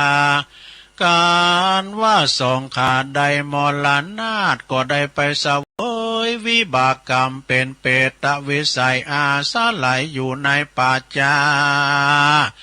บ่มีเสื้อผ้าโภชนะอาหารอันใดจักนุ่งใบและบริโภคใดเต้ามีแต่ลูกเต้าว่ามีแต่ลูกยิงได้สืบแดนเลือนถึงค่ำลามาเจิญมาลอด2 พ่อแม่ก็ไปอันเป็นเพศก็มาบอกให้ลูกหลักทั้ง2อันตนได้ถาลงยังวิบากว่าขอเฮ2ธิดาได้ตานทำอุทิศฝนฝากบุญมาหาพ้องเติมเมื่อนั้นเขาเจ้าทั้ง2 พี่น้องก็มาจุกจ่ายเข้าของเป็นตานไปใจใจก็ยังว่าบ่ได้รับส่วนบุญตานกุมารีทั้ง2 พี่น้องก็ปาการไปไว้ยังพระพุทธเจ้าแล้วก็ถามวิบากกรรมเก่าแห่งพ่อแม่เจ้าทั้ง2ที่นั่นพระพุทธเจ้าตนสัพพัญญูรู้แจ้งทาลทลองเป็นกองแห่งนักปราชญ์ผู้ฆ่าน้อยโอ้ไปใจบ่ได้อันนั้นมันลัทธนาธรรมตรัสร้องอาติตาชาติก็เทศนาขายอย่างวิบากแห่งเศรษฐีแก่กุมารีทั้ง2ว่าปาการผู้ไปหาผู้จบทองฉลาดแต้มเขียนเอาอย่างธรรมมาหาธรรมันนิพพานสูตรนี้ไปเป็นตาแล้วก็อุทิศ สบุญสารไปหาพ่อและแม่ก็จักได้พ้นจากทุกข์แผ่ทุกแผ่อันเป็นเปตะวิสัยจะแลนาปุณณทิวเสกันวันลูนมาโลดนางทั้งสองพี่น้องก็ได้พระกอบด้วยอาหารวัตถุปัจจัยไตยทานตั้งธรรมเทศนานิพพานสูตรแล้วก็อุทิศบุญไปหายังปิตามารดาอันเป็นเพศก็ลู่ได้พ้นจากเขตอบายได้กับกลับไปเกิดที่จันฟ้าเลิศเมืองสวรรค์ก็มีหันและนาเตสนาปาลิโยสาเนสติตากาธรรมเทศนาปะหุโสตปฏิปาลาติเนปูปาปุเนงสุ นายเมื่อแล้วธรรมเทศนานิพพานสู่ดวงพระเสดก็บังเกิดภาละแก่ปริสัตทั้งสี่หมู่ล้างพ้องก็ได้เติงธรรมวิเศษมีพระเปตวโสตาสกิตกะอานากะอรหันตาตามบุญสมปานแห่งตนอันใดก็ตาธิการมาแต่ก่อนก็มีด้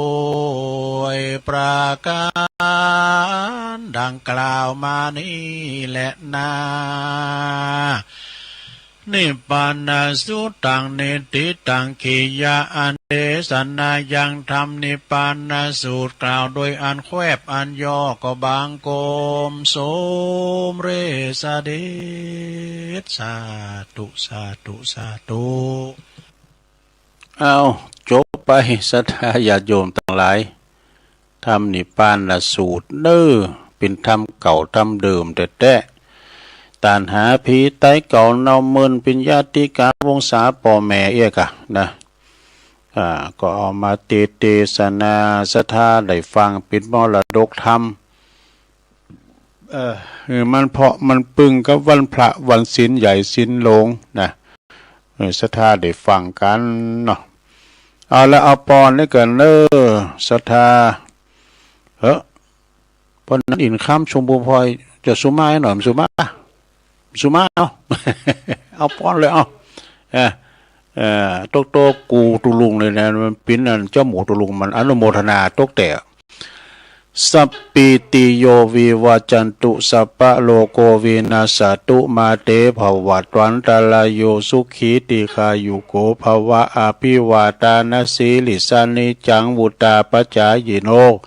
จัตตาโลธรรมาวาตันติอายุวันโนสุขังปะลังเอาแล้วโอ้ได้ปอนถึงตุเจ้าได้ปอนถึงตกโตเราเลย จะมีโจกใหญ่เนอะนะจะมีโจกใหญ่โจกโลงเนอะตกโตก็ปันป้อนตัวกันนี่ อยู่ดีมีสุขเนอะอายุมันยืนมีโจกมีใจได้ฟังเทศฟังธรรมเลยปันศีลปันป้อนไปปิ้นตีเรียบร้อยเนาะเนี่ยนะนำธรรมคำสอนขององค์สัมมาสัมพุทธเจ้าเขาฟังแล้วถึงเบิ่มกายนะฟังไปก็โมนไปพงก็หลับไปนะพงก็ตื่นมาแล้วก็จะมาหนึ่งเข่าแหมกินทำอาหารหุงหาสำหรับกับเข่าไปวัดไปวา เอาตอนนี้ไปจะนี่มานำเสนอเรื่องการเลิกกรรมบักเก่าเราไหวของพระครูอำนวยกะลำพัดเขาจะเสงก็เพราะกินหวานคุณจะพานก็เพราะอ่อนนอนอุ่นเนี่ยอันนี้เป็นคำบักเก่าเนี่ยเพราะว่าเขาจะมดจะเสงก็เพราะกินอร่อยดีนะแต่คุณจะอยากจะจนก็เพราะโมแต่นอนอุ่นเนี่ยหุ่นบะเกี่ยวกินอิ่มนอนอุ่นหุ่นบะเกี่ยวกินติ๊กกินแล้วก็ลุกมาแล้วก็มีอาการนี่นะอันนี้คือมีความกระตือรือร้นนะที่จะออกไปประกอบสัมมาอาชีพอันยังมัวแต่นอนเอาจนว่าตะวันออกตะวันโด่งดูนี่นะเพราะว่าเขาจะเสี่ยงก็เพราะกินหวานคนผานตุกผานลำบากก็เพราะนอนอุ่นอันนี้น้ำก้ามเนี่ยได้ยินอาจารย์พระครูอภิวัตรว่าบ่อยๆบนว่า ใครโยมดีก็เปิดตูเจ้าแล้วก็คุณกินเหล้ามาใจสุมาแล้วลูกเต่าจะดี ก็เพราะปอแม่นี่นะเนาะเอาอันกูปลุงไข่รับขึ้นเลยแล้วก็คุณเท่าคุณแก่จะดีก็เพราะฟังธรรมนี่เนี่ยเขาทาเนอะสถานเนอะอาบน้ำฟังธรรมเนี่ยกันนะใครโยมดีก็เปิดตูเจ้าลูกเต่าจะดีก็เปิดปอแม่คุณเต่าคุณแก่จะดีก็เพราะฟังธรรมเนี่ยเปิ้นว่าคือศิษย์จะดีก็เพราะว่ามีพระสั่งสอนลูกดีจะดีก็เพราะว่ามีพ่อแม่อบรมเนี่ย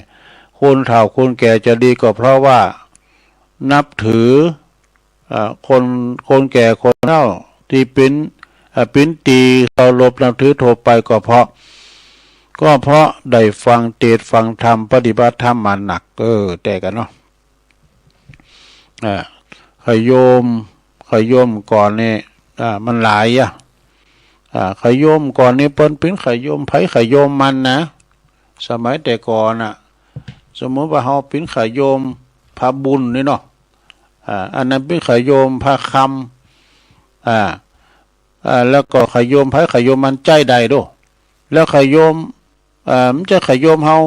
ไปใจมันก็บ่ได้นะก่อนนะเปิ้นอีดู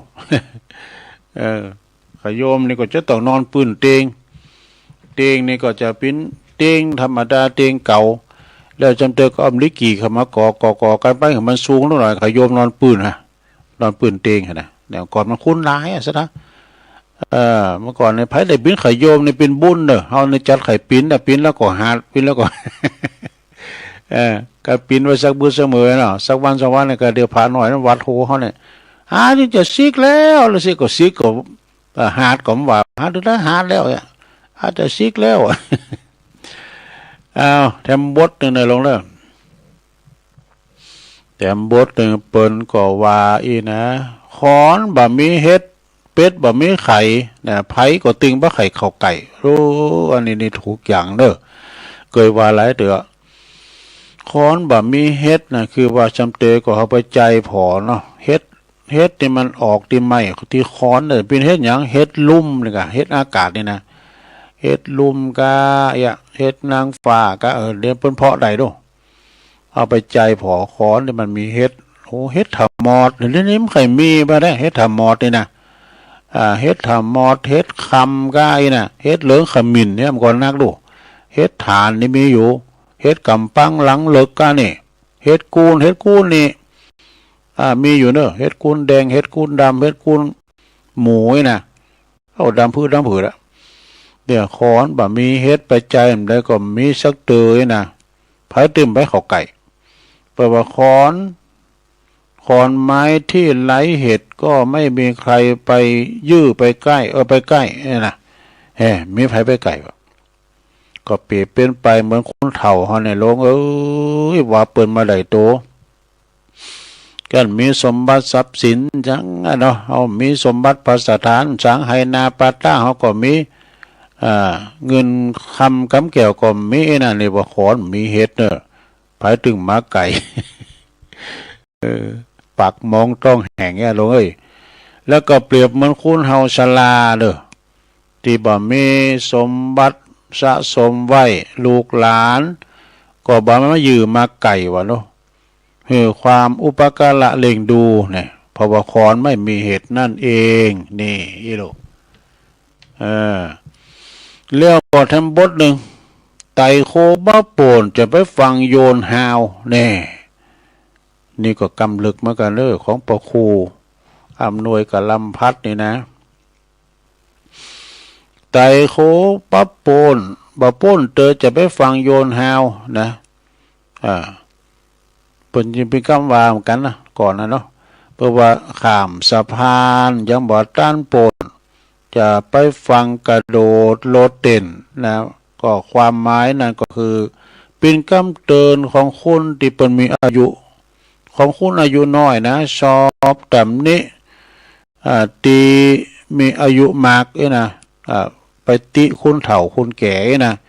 โดยที่บ่คิดว่าสักวันหนึ่งตัวเองก็จะต้องมีอายุนักแล้วก็จะได้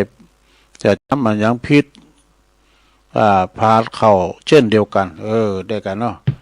ไอ้ว่าเปิ้นนี่นิดหน่อยเขาก็งกเกิ้นเงินนะด้วยความชรานะอัลไซเมอร์ของการหลงลืมมันก็เฮาไม่ว่าคุณเฒ่าแสหูขิมตะอีก็ไม่ได้เตอแถมหน่อยสู้ถึงตะหูก็ได้หูแต่มันถึงสอนโตเก่าเขาเนี่ยมันถึงสอนโตเก่าเขานี่นะศรัทธาญาติโยมเนี่ยเพิ่นถึงว่านะกรรมบาเก่าเราไว้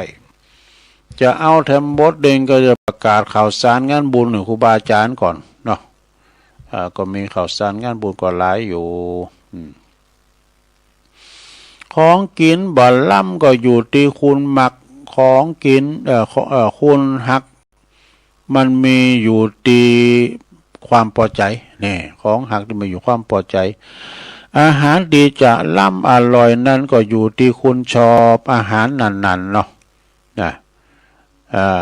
ของดีจะหักนั้นก็ขึ้นอยู่กับความปึงพอใจนี่อันนี้ก็เป็นคำบักเก่าเราไว้เนาะศรัทธาญาติโยมเอามาเล่าสู่จู้กันฟังไปเอาแล้วเอาให้ดีก่อนตอนนี้ไปจะได้ประกาศข่าวสารงานบุญสักหน่อยเน้อศรัทธาข่าวสารงานบุญก่อมเพราะมีหลายเก่านะก็วันนี้วันที่28เนาะวันนี้วันที่28ก็จะเริ่มเดินเลยงานต่างธรรมหลงต่างธรรมมหาจารย์เวสสันดรชาดกตีวัดบรรพตสถิตเนตีเมตตาธรรมอาจารย์พระครูท่านพระมหานพดลสุวรรณเมธีแล้วก็ท่านพระมหาสมชาติชาตปัญโยบนจัดขึ้นกูปีเนาะ3 ยกกันเนาะยกที่1ระฆังขึ้นดังขึ้นพี่เลี้ยงลงก็ยกที่1วันพุธกันนะแต่ว่าวันนี้พระเจ้าเตทำบริวารเนอะทำคาถาปันกาปฐมอะไรต้นมาอะไรปลายทำอนิสงส์พระเวสสันตละไกนะเอากาเปิ่นบอกองค์เทศมาก่อนตึงหน้าดูหน้าฟังเด้อศรัทธาวันนี้วันพุธนี่นะก็ไปฟังกันเด้อเทศธรรมมหาจารย์เวสสันดรชาดกประจำปียกที่1ที่วัดบรรพตสถิตพระจะไปหอมเกิดยิ้มหยังก็ดีใจเป่ายิ้มเอาสีใส่สง่าเมสันเล่าเสร็จใกล้นี่เปิ้นมีจัตตาปีเกิดอย่างตัวสืบจัตตาตัวอย่างเอียกนะธรรมมหาจารย์เวสสันดรนี่เปิ้นเป็นชาติสุดท้ายของพระเวสสันดรล่ะฉะนั้นก็ไปฟังตีจูวัดปุ่นซ้ำมันอยู่ในสนามเนาะเหมือนเราไปเซมฟุตบอลเซนมวยมันได้ยินเพิ่นตีบะบิอยู่นะอันนี้หันเพิ่นเตะใส่อารมณ์กันจังไงนะก็ไปฟังกันเด้อที่วัดบรรพตสถิตเริ่มวันนี้แล้วนะ28นะที่วัดบรรพตสถิตเนาะแล้วก็วันที่30ในวันพุธนี้เด้อก็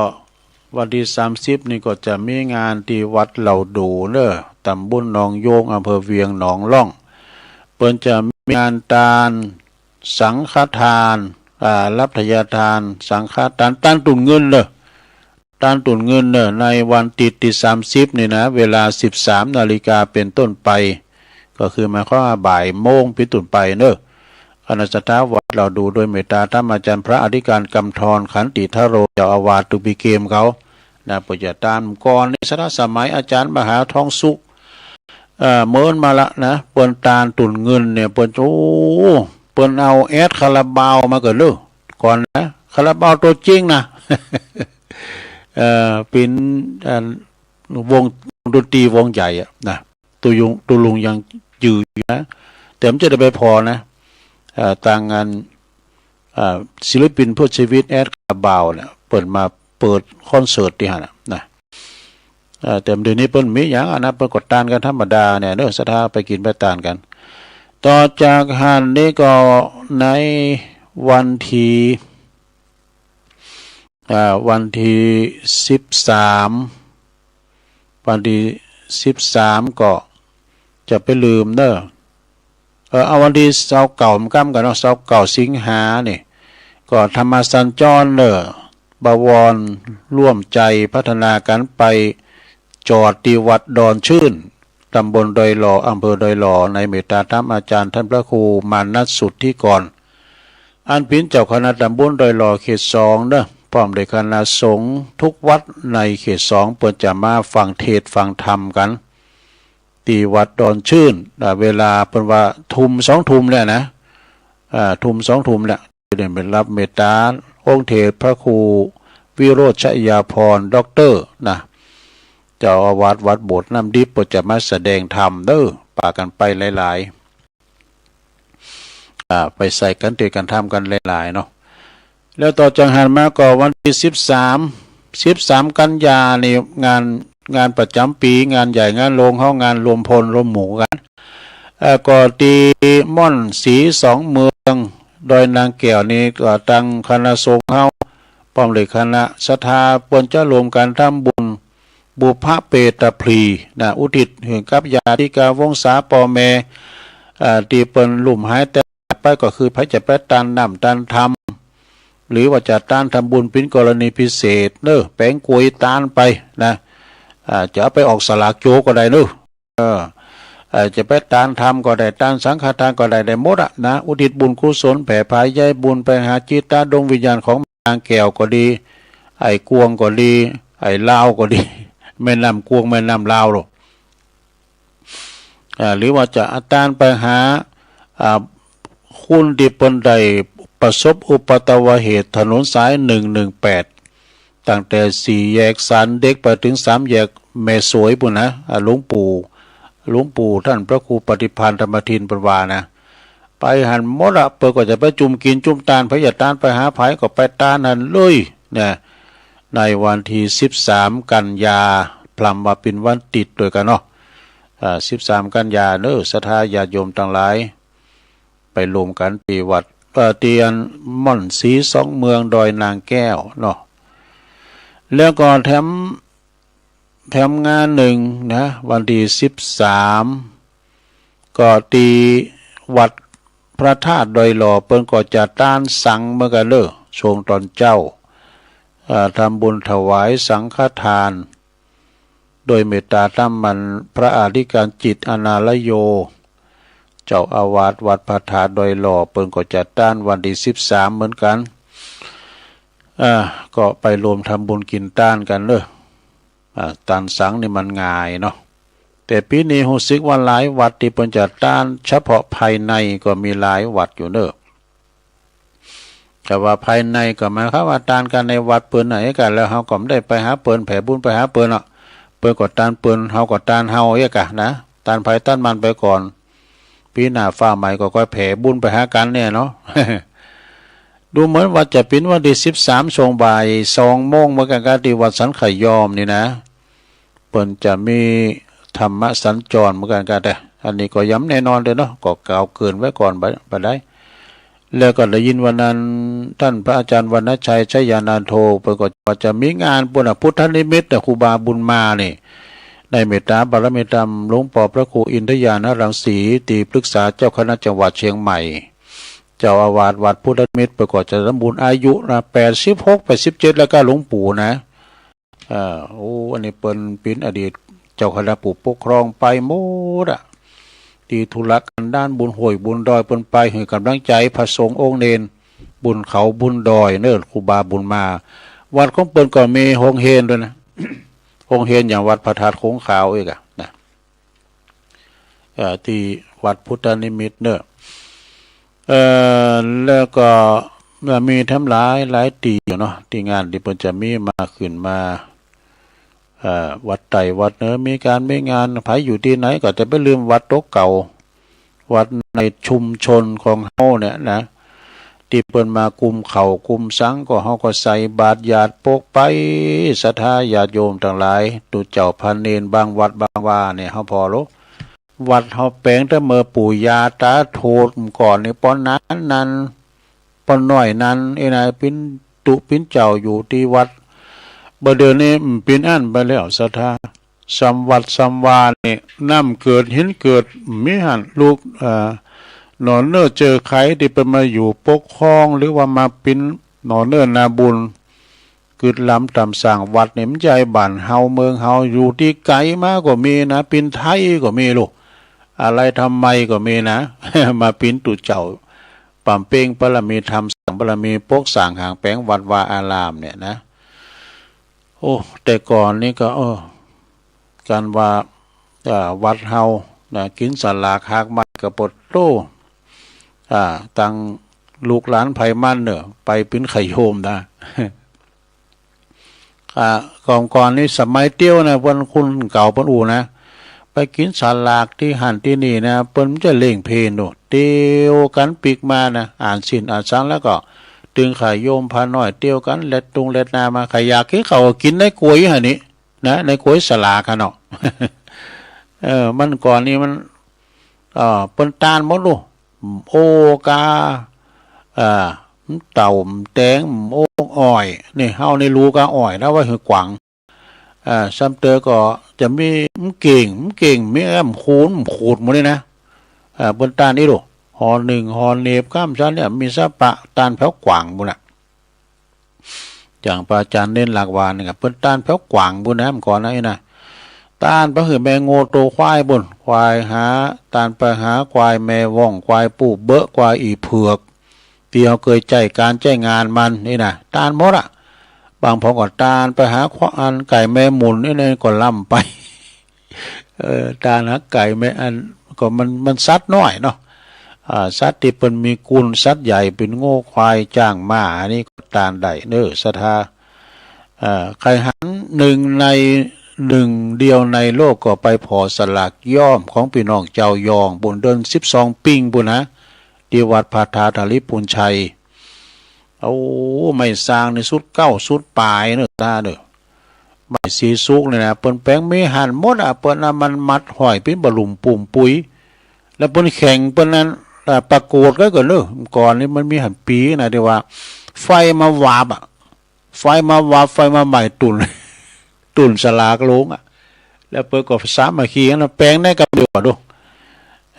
นี่นะสถาลองไปพอแล้วหนึ่งเดียวในโลกสลากย้อมของพี่น้องชาวยองตุลุงก็ไปร้ายเติมก่อนนะเอาไปได้พัดลุมเตอนึงกันเนาะเปิ้นตานพัดลุมโอ้ยใจดีเปิ้นตานของยินตาบะเต็กได้พัดลุมเดี๋ยวนี้มันจะมีเมื่อวันเตอก็ไปก่อนนี้เป็นตัวใหม่เนาะไปได้ทั้งนักเรียนกับครูก็นักเรียนก็บทโลเขาเผิกเลยเนาะอาจารย์ผอ.ก็ว่าเป็นครูใหญ่ก็ลืมไปละโต๊ะก่อนเนี่ยมันจะตุลุงเลยดอกโต๊ะตาลเฮือนญาติพี่น้องเนี่ยเด้ออดีตพ่อครูนั้นอดีตแม่ครูนี่เองนะเขาก็อาศัยว่ามันจะได้ในปอน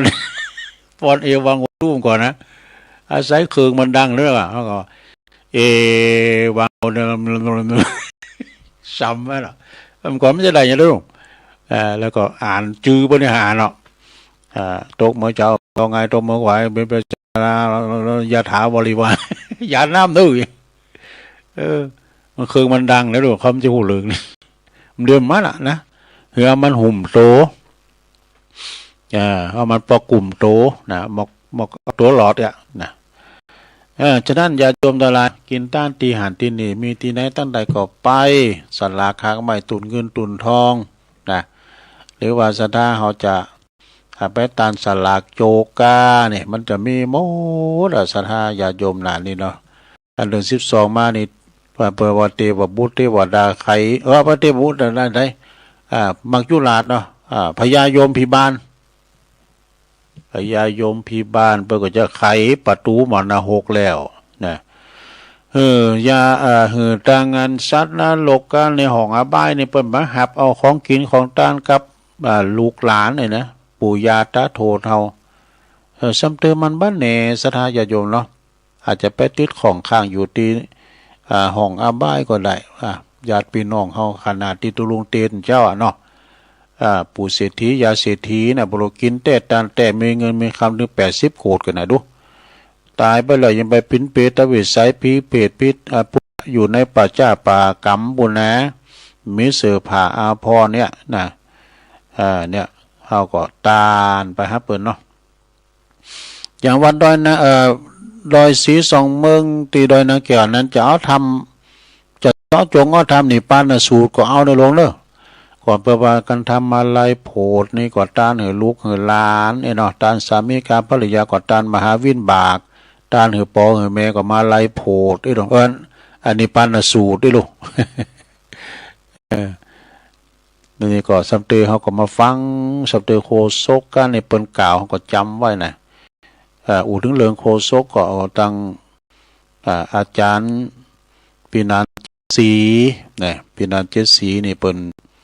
ปินปอจานมรรคนายกชอบในแนวการเปิ้นนะเปิ้นก็รอบโตแต่นะความหูเปิ้นปินด็อกเตอร์ก็นี้นะศิษย์เก่าวัดคำเหมือนกันเนาะ ฟังปูนอูก็โมนนะปินปอจานหุ่นจักดูเจ้าหมดอ่ะนะแต่งก้อนเนี่ยแต่งก้อนตุลุงเนี่ยยังจำไว้ดูยาวไว้อยู่ในแฟ้มนี่นะตุลุงยองนี่นะเป็นแต่งก้อนแล้วสามารถแต่งก้อนอย่างใดหมดไปตางงานภาษาเกตก็เป็นนันเบียเนี่ยแล้วว่าไปตางพัทรลิปุนใจก็อาจารย์พงเทพนะอาจารย์พงเทพมานัดตรงอันนี้แล้วสุดยอดปอคูโอนเขานี่นะแล้วก็ตั้งโคศกตั้งพระก็ตั้งตุปีโอโมเสียงทองวัดช้างรองเนี่ยโตอันนี้ก็สุดยอดพี่น้องพะเยาโล เพิ่นมาเป็นโคสากะนี่นะโตหลายๆท่านเนาะซะได้อย่างตุลุงนี่มันจะหมดวัยไปแล้วเฒ่าไปแล้วนี่นะรุ่นน้อยรุ่นหลังก็มาเสริมกันไปนะแต่ว่าเปิ้นมาหาตุลุงก็ไปอยู่นะเสริมบุญบารมีกันโดยเฉพาะของงานศพครูบาอาจารย์เนี่ยนะสอบไปแต่เพราะว่ามันปิ้นที่ว่าเลยไปโจยเปิ้นนะไปเอามือนี่สถานเนาะศพครูบาอาจารย์เนี่ยไปเอามือแถมหน่อยเปิ้นก็จะมาโจยเฮากะอย่ามามั่ว เอารับตาลาลูกไปแล้วนี่จะได้มั่วเขาจะเอาแมวโคไปก่อนแล้วแต่เนาะเอาละบอสระญาติโยมก็เดี๋ยวฟังตุลุงแดงต่อเด้อพระครูชลทานพิทักษ์จะขอมข่าวจ้าวันนี้สิ้นใหญ่สิ้นโลนะก็จะได้ตัดสัญญาณปลายทางวัดปากทางเจริญกันต่อไปพวกเจ้าปักกันใหม่เด้อสถาเด้อพวกเจ้าก็มาตามปกติตีตามเป็นตุนไปโจกดีมีใจเหมือนกันจุคนจุตานเด้อตาโลธรรมาวัฏันติอายุวันโนสุขังปะลัง